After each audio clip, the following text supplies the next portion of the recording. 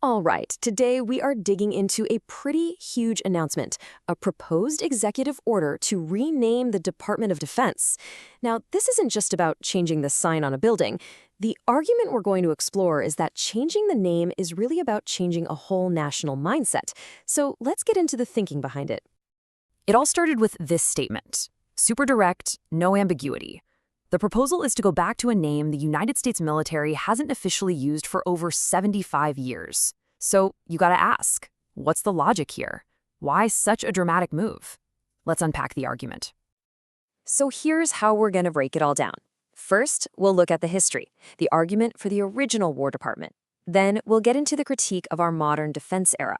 After that, we'll explore the vision for what's being called a restored warrior ethos and what its proposed mission of peace through strength is all about.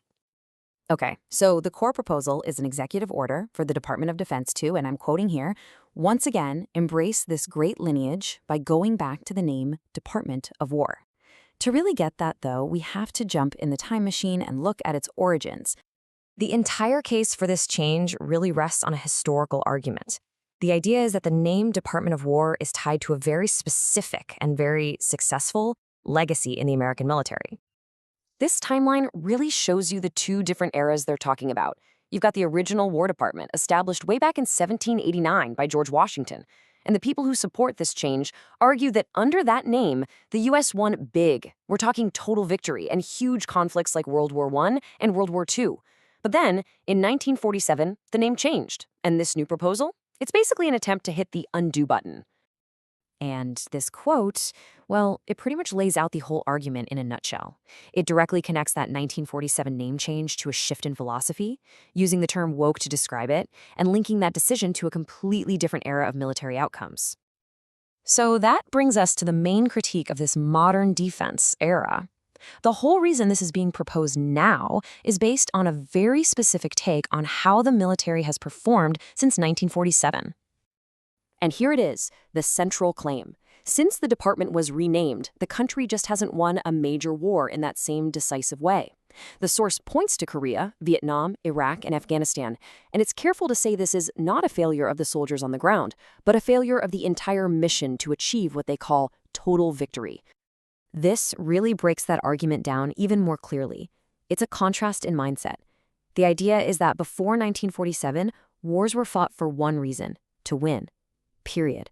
But after 1947, the claim is that the U.S. started getting stuck in these endless conflicts, fighting just not to lose, or as the source puts it, to sort of tie, instead of fighting for a clear, decisive victory. Okay, so if the problem, as they see it, is a lack of decisive wins, what's the solution? Well, according to the source, it's about a lot more than just a name. It's about restoring what they call the warrior ethos. And this gets right to the heart of that whole philosophical shift they're talking about. It frames the current Department of Defense mindset as being about politically correct thinking and, quote, tepid legality, which creates defenders. The contrast is a Department of War that focuses on a warrior ethos, maximum lethality, and raising up warriors. The argument is simple: words matter. You know, to drive home the point about American capability, the source mentions that we have the greatest equipment in the world. They share this story about a B-2 bomber that flew a flawless mission for 37 hours straight. This is held up as an example of this incredible technical power that, they argue, should be matched with an equally powerful warrior mindset. So what would this new Department of War actually be supposed to do? The vision they lay out is a brand new mandate, and it's all summed up by that classic phrase: peace through strength. And this new mandate, as they've laid it out, would have four really clear pillars. Number one, fight decisively to avoid those endless conflicts. 2, go on the offense, not just play defense. 3, use maximum lethality, not tepid legality. And number 4, the whole point of all of this is to deliver peace through overwhelming strength. This final quote from the source material really ties a bow on the whole proposal's stated goal. It's presented as a clear, straightforward mission for all 2.8 million service members. The argument, at its core, is that overwhelming strength is the most certain way to get to peace. And all of this brings us to the big question that this entire proposal really puts on the table. Is a name just a symbol, or is it a mission? It's a debate that's about words, for sure, but it's also about history and the entire purpose of military power.